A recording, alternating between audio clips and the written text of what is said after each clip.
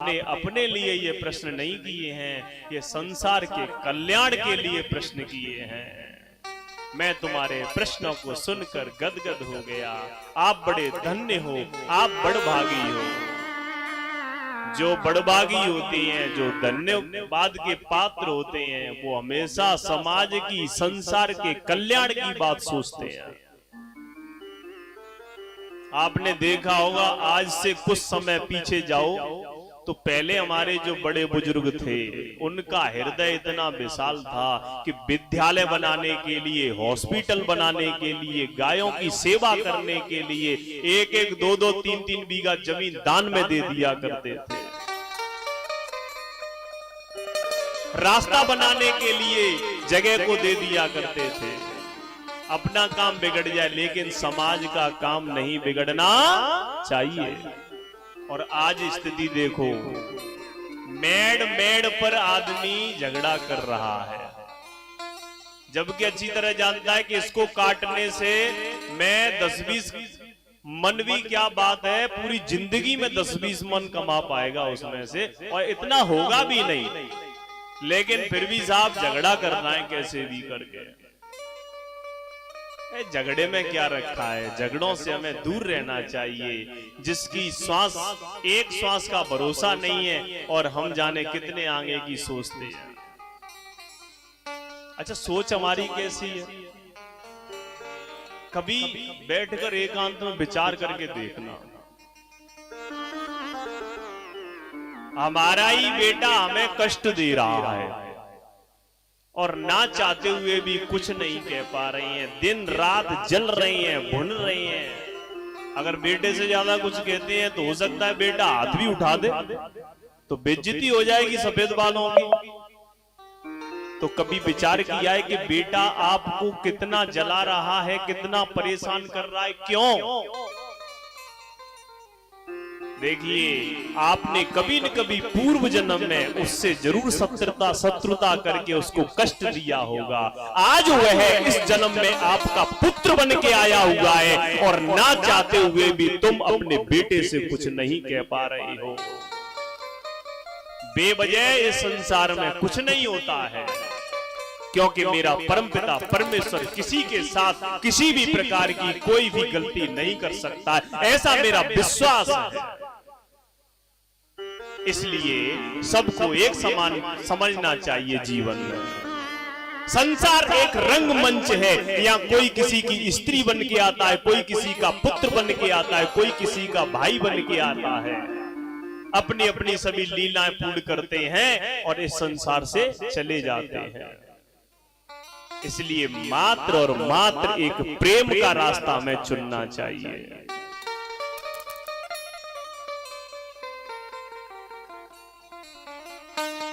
आज बड़े ही सुंदर भाव से सूत जी 6 प्रश्नों को सुनकर खुश हुए और मेरे सूत जी महाराज ने कहा कि अरे संत जनों, आपको मैं इन 6 प्रश्नों के उत्तर देने से पहले परम आदरणीय आचार्य सुखदेव जी का वंदन करना चाहता हूं, प्रणाम करना चाहता हूं। बोले सुखदेव भगवान की जय हो।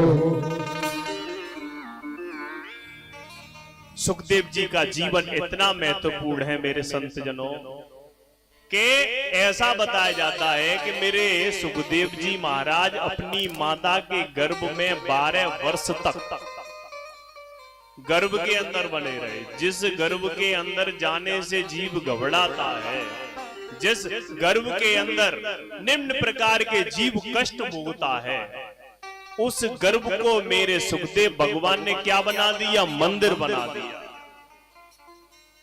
ऐसे हैं परम आदरणीय सुखदेव जी।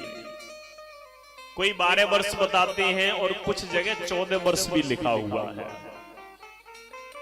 व्यास जी ने सुखदेव जी को आवाज लगाकर कहा कि बेटा मैया परेशान होती है, तुम बाहर आ जाओ। तो सुखदेव जी महाराज अंदर से कहते हैं, पिताजी मैं बाहर नहीं आऊंगा, क्योंकि जैसे ही मैं बाहर आऊंगा विष्णु की माया मुझे जकड़ लेगी।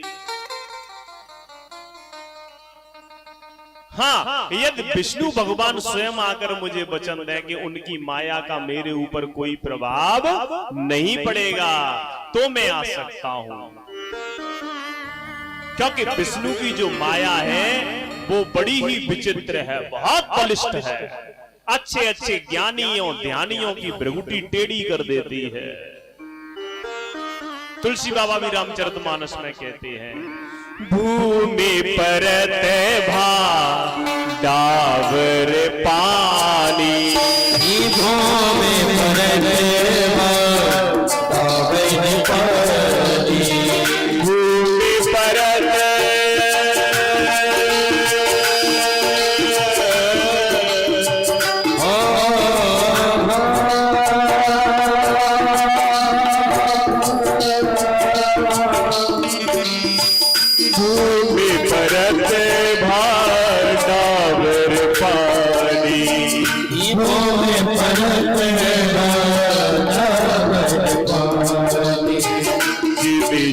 वही माया लिपटानी,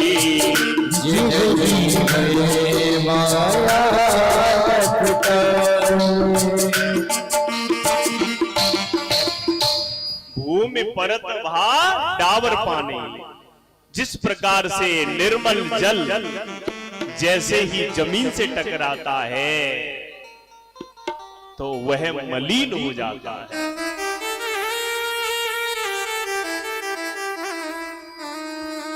उसी प्रकार से जब जीव जैसे ही भूमि से टकराता है उसका सिर, तो वह भी माया में लिप्त हो जाता है। गर्भ के अंदर जितने भी वादे किए हुए उल्टा लटका होता है तो भगवान से निम्न प्रकार के वादे करता है, रोजाना एक माला जपा करूंगा, किसी की बुराई नहीं करूंगा, अच्छा खाना पीना खाऊंगा, गलत कार्य नहीं करूंगा। लेकिन जैसे ही संसार में आता है तो फिर उसके विचार बदल जाते हैं। पता है क्या विचार हो जाते हैं? एक बार तो जीवन मिला है, उसमें भी है एक बार नहीं मिलता है जीवन, बार बार गिरना पड़ेगा। पुनरपि जन्मम पुनरपि मरणम पुनरपि जननी जठरे शयनम। इसलिए हमें परमात्मा का ध्यान करना चाहिए। आज जब विष्णु भगवान ने स्वयं आकर सुखदेव जी को वचन दिया कि मेरी माया का कोई प्रभाव नहीं पड़ेगा, तो मेरे सुखदेव भगवान आज बाहर आ गए। कहते भी हैं, माया को सब कोई भजे, माधव भजे न को, जो कदापि माधव भजे तो माया चेरी हो। लेकिन आप जितना पैसे के पीछे भागोगे, पैसा आपसे उतना ही दूर भागेगा। जिस प्रकार से किसी परिवार में से किसी का पति अगर हमारे यहाँ आ जाता है तो पीछे पीछे पत्नी को आना पड़ता है, तो हमारी मैया को भी आना पड़ेगा। वही आदरणीय पूज्य सुखदेव जो तोता के रूप में गोलोक धाम में किशोरी राधा जी की गोद में विराजमान है। राधा रानी जी ने आदेश दिया कि पृथ्वी लोक पर जाओ और मेरे प्रभु की लीलाओं का विस्तार करो। तो आज वही परम आदरणीय सुखदेव जी कैलाश पर्वत पर एक पंचड़ी के गर्भ से अंडे के रूप में विराजमान है।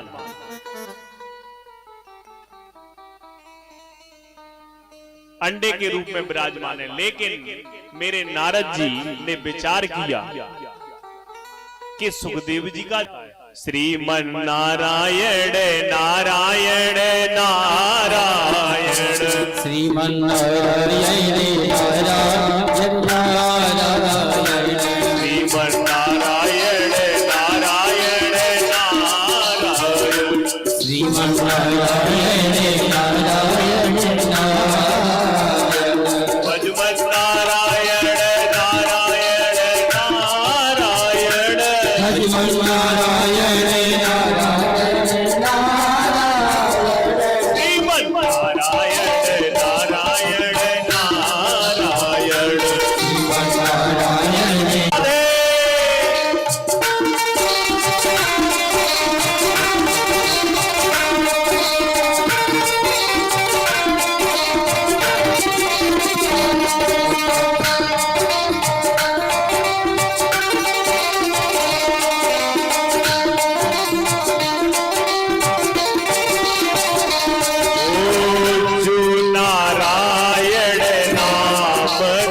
है, जो नारायण नाम जपते हैं, जो नारायण नाम जपत है, जो नारायण नाम जपते हैं, पाप होए सब छारायण, पाप होए सब चारायण, श्रीमन नारायण नारायण नारायण, श्रीमन नारायण नारायण राधे।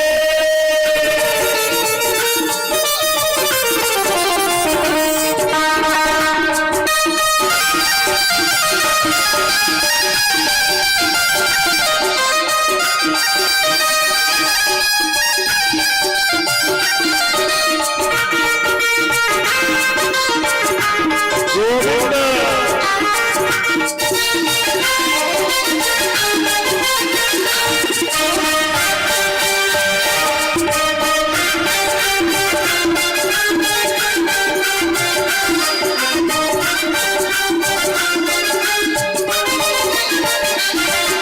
श्री कृष्ण गोविंद हरे मुरारी, हे नाथ नारायण वासुदेवा,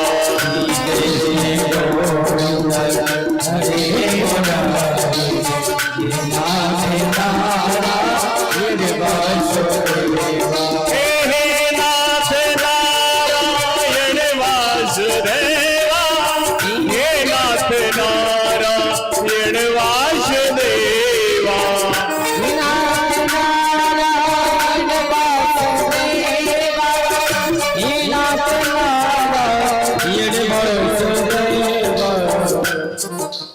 कैसे बोलिए आप लोग? श्री कृष्ण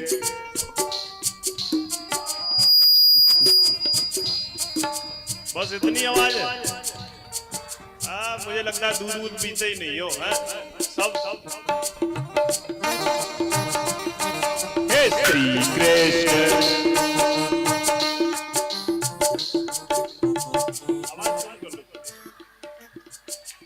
इतनी जोर से बोलो रात नगर तक आवाज पहुंच जाए, है?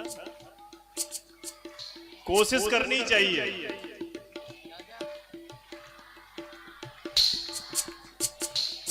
गोविंद मेरो है, गोपाल मेरो है, गोविंद मेरो है, गोपाल मेरो है, गोविंद मेरो है, गोपाल मेरो है, गोविंद मेरो है, गोपाल मेरो है, ओ श्री बाके बिहारी नंदलाल मेरो है, गोविंद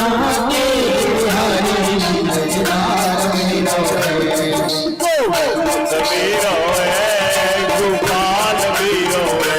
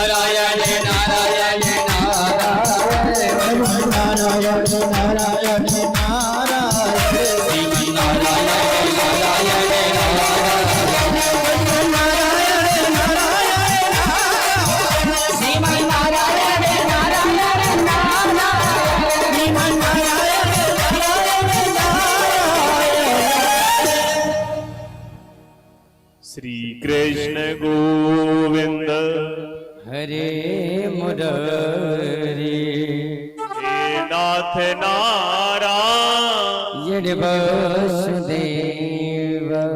इस प्रकार से आज क्या हुआ, जैसे ही नारद जी आए, नारद जी ने सोचा जब तक सुखदेव जी का जन्म नहीं होगा तब तक मेरी जो श्रीमद् भागवत कथा है वो पृथ्वी पर कैसे आएगी।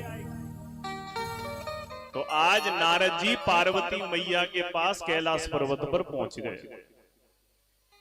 और जैसे ही कैलाश पर्वत पर पहुंचे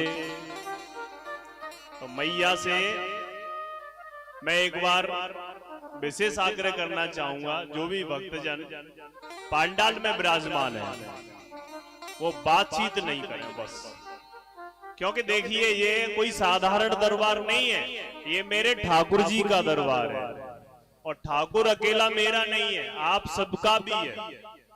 ये ठाकुर जी सबका बाप है, ये मान लो है? तो बेइज्जती नहीं, बात नहीं करनी है और जिसको ज्यादा बात करने का मन करे वो अपना आराम से बैठ के बार बात कर सकते हैं। विशेष ध्यान रखें इस बात का। तो आज जैसे ही नारद जी पार्वती मैया के पास कैलाश पर्वत पर पहुंचे और मैया से बोले मैया राम राम। ओहो नारद जी आप, अब तो मैया ने बड़ो सत्कार कीनो, बाबा को बिठायो, बड़ो ही स्वागत करो, पूजा बंदन अर्चन करो और विशेष जो अतिथि स्वागत करते हैं वह स्वागत कियो। देखिए हमें अपने घर आए हुए अतिथि का सत्कार करना चाहिए। अब नारद जी ने सोचा कि बात कहां से छेड़ना शुरू करें। देखिए कोई कभी कभी बात बहाने से शुरू कर देता है। नारद जी ने कहा और मैया सब ठीक ठाक हैं? बोले हाँ सब ठीक ठाक हैं। अच्छा और घर परिवार बढ़िया चल रहा है? मैया ने कहा सब बढ़िया चल रहा है। लेकिन किसी बात को शुरू करना हो तो कोई न कोई बहाना तो लेना पड़ता है। जैसे एक बार क्या हुआ, एक मैया थी, बूढ़ी बड़ी मैया थी, मैया ने एक पंडित जी का निमंत्रण कर दिया और पंडित जी का निमंत्रण किया तो पंडित जी भोजन करने के लिए घर आ गए। मैया ने बड़े बड़े सुंदर पकवान बनाए। लेकिन कभी कभी हमारी जो बुद्धि है, हमारा जो मन है, उसकी बड़ी विचित्र स्थिति है।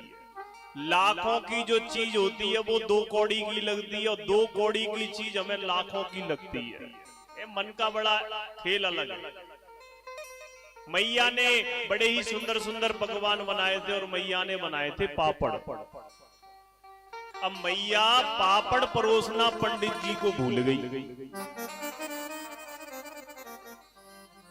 लेकिन पंडित जी को खीर पूड़ी सब्जी निम्न प्रकार की मिठाइयों से मन में शांति नहीं आई। पंडित जी का मन रखा पापड़ों पर। ये पापड़ कैसे भूल गई मैया, पापड़ इसने दिए नहीं। अब मांगना तो अच्छी बात नहीं है। पंडित जी ने एक विचार किया कि कुछ बहाना लगाया जाए। पंडित जी बोले मैया आज तो ये समझ लो तुम्हारे यहाँ निमंत्रण खाने के लिए आ गए, हम भोजन करने के लिए आ गए तो बहुत बड़ी बात है, नहीं आज तो हम आ ही नहीं पाते। बोले क्यों, ऐसा क्या हुआ पंडित जी जो नहीं आ पाते? अरे मैया कुछ मत पूछो, रास्ते में एक बहुत बड़ा सांप मिला। पता है मैया वो कितना लंबा था? बोले कितना? कि ज्यादा नहीं, यहां से लेके वो पापड़ रखे हैं इतना लंबा था। अब मैया सारी बात तो बोला, अरे पंडित जी पापड़ परोसना तो मैं भूल ही गई। तुरंत मैया दौड़ी दौड़ी गई और पापड़ों को परोस दिया। बोली भक्तवृंद भगवान। तो कभी कभी बहाने से बात बन जाती है। तो नारद जी भी यहाँ पे बहाने लगा के बात कर रहे हैं। अरे मैया पृथ्वी पे तो बड़ा विचित्र हिसाब किताब है, पति पत्नी में बनती नहीं है, आए दिन गृहस्थी में झगड़े होते रहते हैं। मैया ने कहा देखिए जहां होते होंगे झगड़े वहां होते होंगे, लेकिन हमारा जीवन तो एकदम बढ़िया चल रहा है। हमारे शंकर भगवान तो हमें सब कुछ बता देते हैं, अगर रात में सपने भी देखें वो सपने भी बता के जब जाते हैं। अच्छा मैया, इतनी बड़ी बात। मैया तो ये बताओ कि कभी बाबा ने, जो बाबा की गले में मुंडों की जो माला है, नर मुंडों की, उसके बारे में तुम्हें बताया है? अरे नारद जी, इसके बारे में तो मुझे बताया नहीं, और मैंने भी कभी पूछा नहीं। अब नारद जी का तो काम हो गया ना। अच्छा मैया मैं चलता हूं। अरे बाबा बैठो अभी थोड़ी। नहीं नहीं नहीं, क्योंकि नारद जी का काम हो चुका था। अब नारद जी वहां से चल दिए और रास्ते में शंकर भगवान मिले। बाबा राम राम। बोले राम राम। नारद जी शंकर भगवान से बोले जल्दी जाओ, मैया बुला रही है। शंकर भगवान ने कहा जहां तुम जाओ और वहां फिर कोई बुलाए नहीं, ऐसा तो कभी हो ही नहीं सकता है। जैसे ही मेरे महादेव बाबा पहुंचे शंकर भगवान पार्वती मैया के पास, जो देखिए मैयाओं का बड़ा विचित्र गुण होता है। अगर पति से कोई गलती हो जाए या पति से गुस्सा होना हो तो सबसे पहला ट्रिक होता है बोलना बंद कर देंगी। खाना देने की स्टाइल भी चेंज हो जाती है। रोजाना थाली बढ़िया तरह रखेंगी, उस दिन तो थाली को ऐसे पटक देंगी नीचे, खा लो लो। फिर पति को मजबूरी में पूछना ही पड़ता है, अरे भाग्यवान क्या हो गया बता तो सही। तो 3 बार में तो बोलेगी नहीं। जब बात होगी तो फिर उसे कहेंगी। वही आज मैया ने किया। मैया से मेरे बाबा ने कहा, अरे भाग्यवान क्या बात है, कैसे नाराज हो? तो बाबा बोले, तो मैया ने कहा एक बात बताओ, ये तुम्हारे गले में जो नरमुंडों की माला है इसके बारे में आपने मुझे कभी कुछ बताया ही नहीं।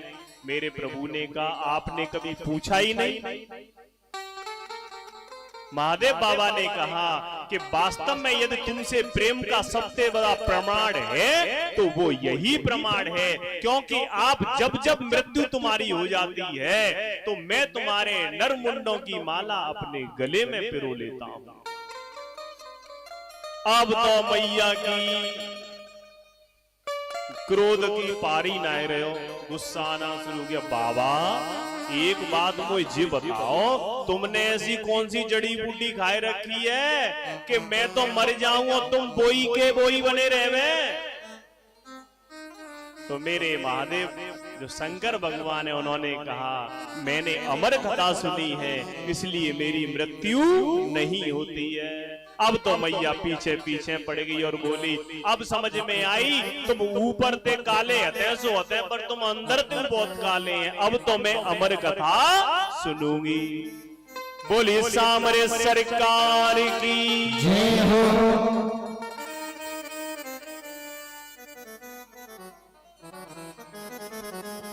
और आज मेरे शंकर भगवान ने पार्वती मैया से अमर कथा सुनने के लिए कहा और कहा जाओ कैलाश पर भ्रमण करके आओ, कोई जीव जंतु तो नहीं है।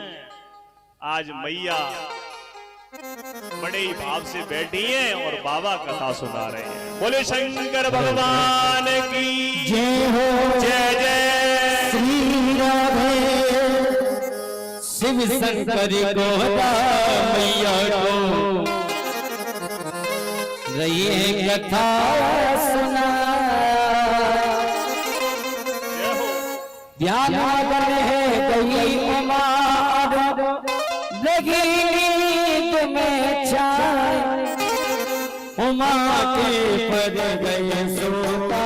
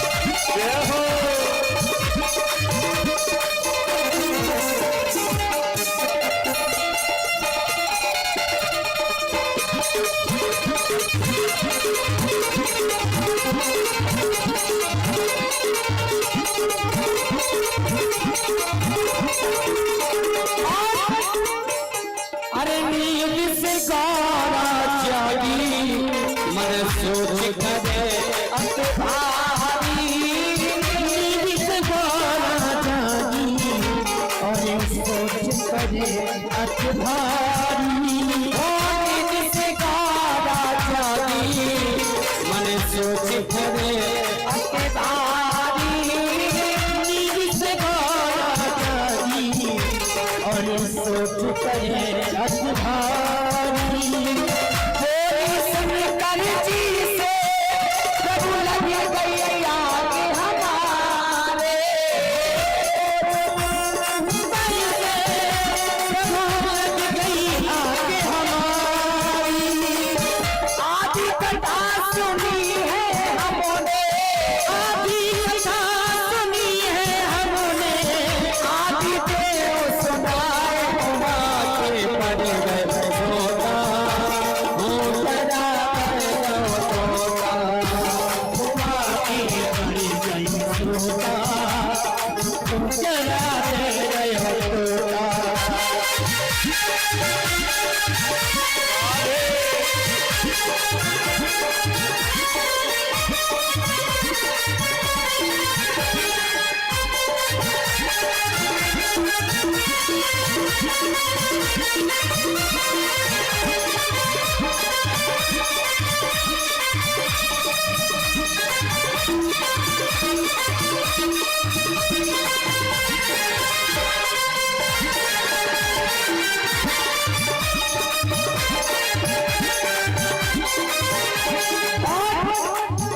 बोले शंकर जी जब यही कथा सुनी है जिसे, बोले शंकर जी जब ये कथा सुनी है जिसने, ओ चुराना छोड़ूंगा जो दिया हो कराच से, जिंदा नहीं छोड़ूंगा और दिया हो कराच से।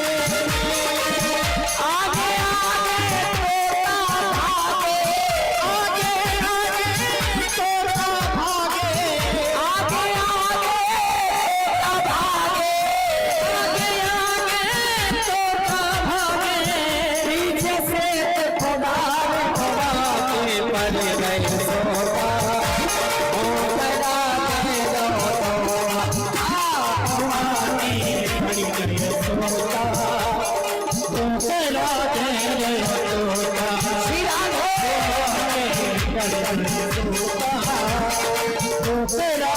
जय होता।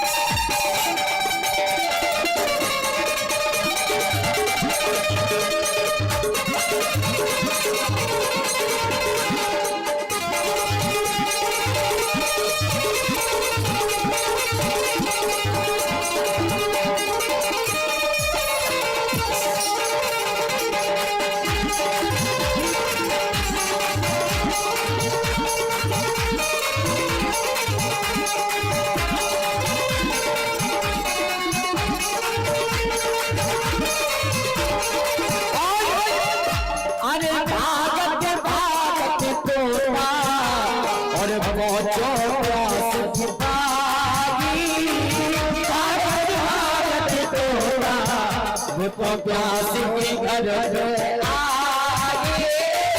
भागत भागत तोड़ा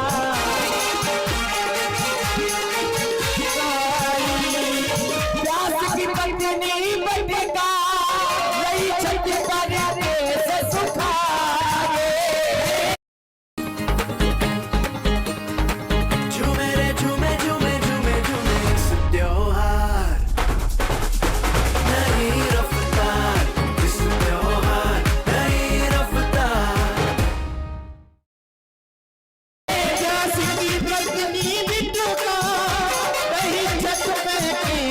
सुखाई उड़ गया तोता जब अंबर में उड़ गया तोता जब अंबर में मुख में गया समार घुमा के घर में सोता उतरा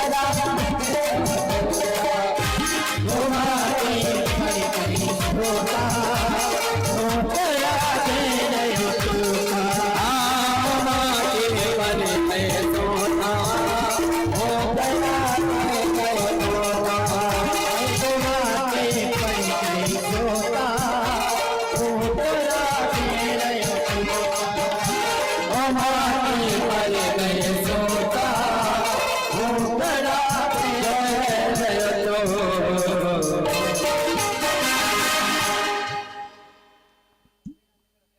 बोले वृंदावन बिहारी लाल की जय हो सामरे सरकार की। आज इस प्रकार से जब मेरे प्रभु जी ने, देखिए जब ज्यादा ज्ञान की बात होती है तो हमारे ऊपर क्या नींद का आना प्रारंभ हो जाता है। ये निद्रा देवी कौन है? कुंभकर्ण की पत्नी है। जहां भी भक्ति ज्ञान की बातें होती हैं वहां पर ये हमारे सर पर मडराना प्रारंभ कर देती है।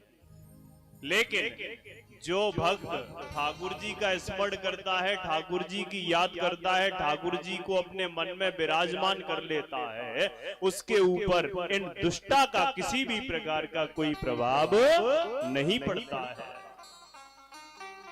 आज पार्वती मैया जी शंकर भगवान से कथा सुन रही थी। कथा सुनते सुनते जैसे ही पूर्ण कथा होने पर आई, आज मैया को नींद आ गई।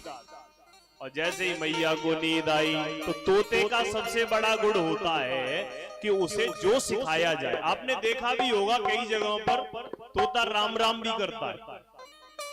आप जैसे बोलोगे वैसे बोलना शुरू कर देता है, ऐसा स्वभाव है तोते का। तो जैसे ही तोते ने देखा, शुक भगवान ने देखा कि मैया को तो नींद आ गई है, तो तुरंत आज ये तोता हुंकरा देने लगा। जैसे ही पूर्ण कथा हुई, शंकर भगवान ने कहा बोले कृष्णचंद्र भगवान की जय। जैसे ही जयकारा दिया, मैया की नींद खुली और मैया ने कहा फिर क्या हुआ भगवान? शंकर भगवान ने कहा फिर क्या, कथा पूरी हो गई? अरे प्रभु मुझे नींद आ गई थी। ओहो, जैसे इतनी बात सुनी मेरे शंकर भगवान बोले चलो। तो ये जो हुंकरा दे रहा था वो कौन दे रहा था, किसकी आवाज थी? जैसे ही पीछे मुड़ के देखा तो क्या देखा? एक छोटा सा नन्हा सा सुख पक्षी विराजमान है।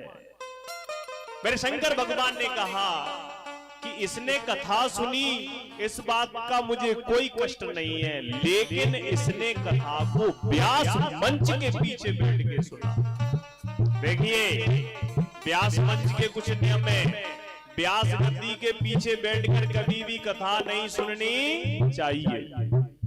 व्यास गद्दी से ऊपर बैठकर भी कथा श्रवण नहीं करनी चाहिए, उसका पाप लगता है। तुरंत आज मेरे प्रभु जी ने त्रिशूल उठाया, त्रिशूल उठा के जैसे ही सुख के पीछे दौड़ लगाना प्रारंभ कर दिया। तोता आगे आगे दौड़ रहा है, मेरे शंकर भगवान पीछे पीछे दौड़ लगा रहे हैं। शम्याव्यास के स्थान के नाम पर आज मेरी मैया व्यास जी की पत्नी बटका देवी जी बैठी हुई थी। जैसे ही मैया को उबासी आई, हमको आपको भी जब कभी आती है उबासी, जैसे ही मैया का उबासी लेना हुआ और सुख ने आज मैया के मुंह में प्रविष्ट हो गए। बोले सुखदेव भगवान की जय हो। अब मेरे भोलेनाथ बैठे हुए हैं, त्रिशूल लेकर के बाहर आएगा तो मैं मार दूंगा। व्यास जी महाराज ने कहा आज शंकर भगवान बिना बुलाए मेरे दरवाजे पर प्रणाम किया। बाबा ने कहा कि महाराज आज कैसे विराजमान हो? अरे कुछ मत पूछो, पूरा जो प्रकरण था वो बता दिया। तो मेरे व्यासी महाराज ने कहा एक बात बताओ महाराज, जब आप जानते हो कि अमर कथा सुनने के बाद व्यक्ति अमर हो जाता है, तो अब बाबा ने जितो बताया तुझे मारोगे कैसे? ठीक है बाबा, भांग भांग खाया हो का, लेकिन मैं आपसे कहता हूं जैसे ही वो बाहर आ जाएंगे मैं तुम्हें बुला लूंगा, आप जाओ। शंकर भगवान को भोलेनाथ कहते ही हैं, वो तो भोले वाले हैं। और वैसे भी इस समय श्रावण मास चल रहा है, इस समय सभी माता बहने बड़े बूढ़े जितने भी हैं, देखो अब कितने सुंदर लग रहे हैं तिलक लगा के। हैं भैया एक फोटो खींच लेना इनका, है अच्छे लग रहे हैं। बोले सामरे सरकार की जय हो। ये मैयाओं के और तिलक लगवाओ, अगर कोई भक्त वृंद यहाँ पे हो, कोई बहन बेटी हो, वो तिलक सबके लगाए एक तरफ से धीमे धीमे करके। जैसे ही इतनी बात सुनी मेरे भोलेनाथ चले गए। और इधर मेरे सुखदेव भगवान जी 12 वर्ष के पश्चात विष्णु भगवान के कहने पर गर्भ से बाहर आए, तो शरीर पर कोई भी कपड़ा नहीं है। सुखदेव भगवान कैसे हैं बताए? सुखदेव भगवान को ये ज्ञात नहीं है कि स्त्री और पुरुष में क्या अंतर होता है। अब बताइए, जिस व्यक्ति को स्त्री और पुरुष के बारे में अंतर ही नहीं पता है, ऐसे परम पवित्र हृदय वाले सुखदेव भगवान को प्रणाम करते हैं। बोले सुखदेव भगवान की जय। सूत जी कहते हैं, देखिए ध्यान से सुनो, सूत जी महाराज सोनक ऋषियों को कथा सुना रहे हैं, लेकिन कथा सुनाने से पहले, अपने 6 प्रश्नों के उत्तर देने से पहले उन्होंने परम आदरणीय सुखदेव जी के बारे में बताया है। अब 6 प्रश्न जो अभी पूछे थे उस प्रसंग पर आते हैं। ऋषियों, जो तुमने प्रश्न किए थे मैं उनके उत्तर देता हूं। मानव के लिए परम धर्म क्या है? मनुष्य के लिए सर्वोत्तम धर्म है श्री कृष्ण के चरणों में किसी भी प्रकार से निस्वार्थ प्रेम भक्ति हो जाए। भक्ति कैसी होनी चाहिए? निस्वार्थ। लेकिन आजकल हम निस्वार्थ भक्ति नहीं करते। हमारी भक्ति कैसी है? किसी मंदिर में जाएंगे, हमारे लड़के की नौकरी लग जाए तो हम 2 किलो को घंटा चढ़ावेंगे। कितने इंटेलिजेंट हो, काम करोगे 1 लाख रुपए महीने लड़के को मिलेंगे नौकरी के बाद, और महाराज जी पे घंटा कितने का चढ़ाएंगे? 600 रुपए का, वो भी एक बार। मतलब भगवान को इतना समझ रखा है क्या? इतना भी नहीं जानते हैं वो। देखिए, जो कर्म में है वो हमारे साथ होगा, इसलिए हमें भक्ति के बीच में कभी भी शर्तें नहीं लगानी चाहिए।